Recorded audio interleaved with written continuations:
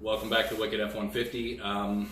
So this video is just kind of an information for anybody out there that's going through any issues with their F150, actually any vehicle period, but particularly an F150. This is for all the issue update videos, anybody that's liked them, followed them, anything like that. This is for what I'm going through and updating you all on what is going on with my replacement. So technically, now I keep calling it a replacement. You'll hear me say buyback and all of that, but it goes under the lemon law. This truck is a lemon law because of the issues that it has.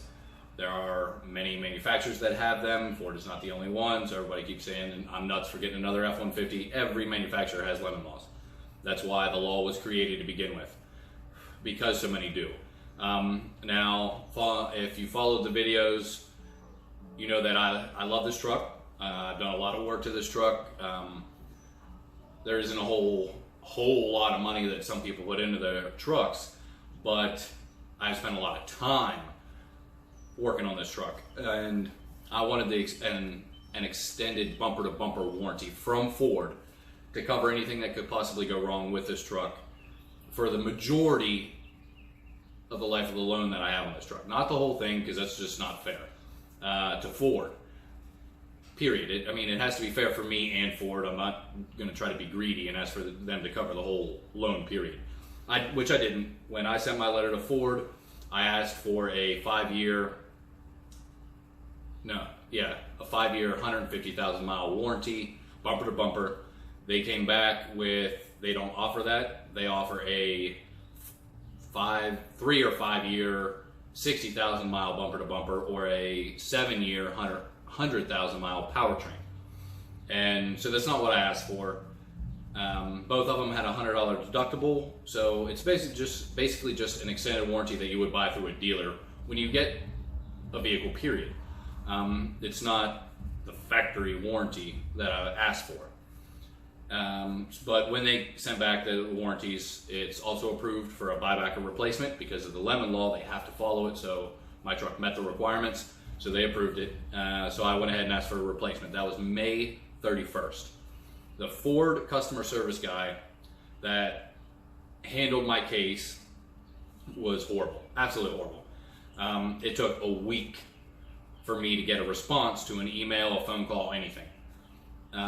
Which really is unprofessional, and it kind of pissed me off because I don't like shitty customer service. That is your job. You are doing a shitty job. If I did a shitty job at my work, I would then be in a world of hurt because, that's your job. So it just pissed me off. But his voicemail states that if you contact him before 4:30 in the afternoon, that day before 4:30, he will respond to you the same business day. If it's after, it will be the next business day. I did not hear from him except every Friday. Calling, emailing, didn't matter. I only heard on Fridays. But it was approved for the 31st after weeks of not hearing from the Reacquired Vehicle department, which is a contractor Ford uses to handle these cases, the RAV department. I continued to call and email. Oh, well, there was a glitch when we transferred your case over to them 3 weeks ago, so we're going to do it again, and you should hear from them. Still never heard anything, so I called the regular customer service number for Ford and explained the situation. I was transferred 4 or 5 times, but I finally got the RAV department, the right guy handling my case and all of that, and so far he has been great so far. Now, all the paperwork that I had to turn in, which is registration, driver's license, title, if I have it, which Oklahoma does give you the title, and the bill of sale, I had to send to them, and I was told that I needed to find a truck that, since I'm doing a replacement, not a buyback, I needed to find a truck that I am okay with accepting at the sticker price. If it's above the sticker price, then I have to pay the difference when it comes time to swap vehicles. I'm not doing that. It will be the same sticker price. I'm not paying anything out of pocket. So I got on Ford's site. It only goes to 100 miles, and I could not find one truck, not one, that I wanted, because I do not want a 5.0 or a 3.5 because they both have the most issues. I was really hoping for a 2.7 this time, so it's less concern for me. But either one, you could always just get a luck of the draw. There are plenty of F-150 owners that have no issues. Their truck is amazing. It performs perfectly. So it depends on what you get. But so I went on cars.com, Auto Trader, and did 500 miles, and I found two at the same dealership that I want, I'm comfortable with accepting, and they are the closest to my sticker price I can find, within 500 miles. They are 470 miles away. I'm assuming that will be on my dime. I am not sure. That has not been discussed that far. But I returned the paperwork to RAV.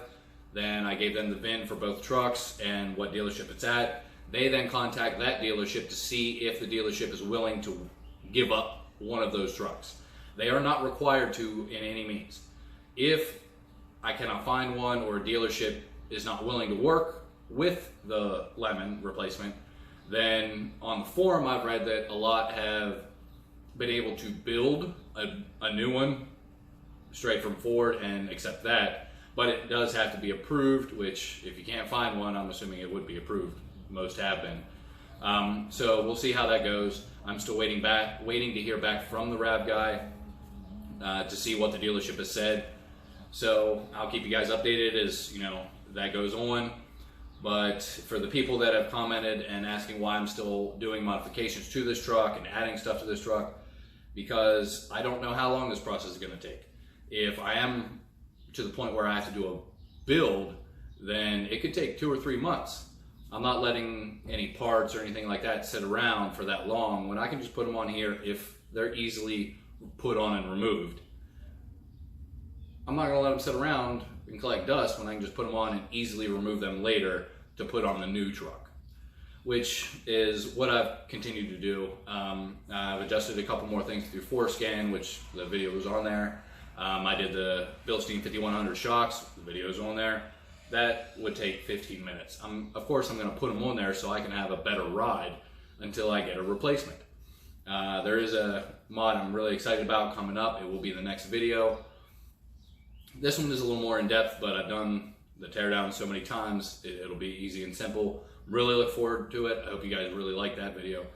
I hope you guys appreciate this one. Anybody that has the issues, that's going through the process, anything like that, that has questions, comments, please go ahead, leave them, and I will answer any questions that I am able to.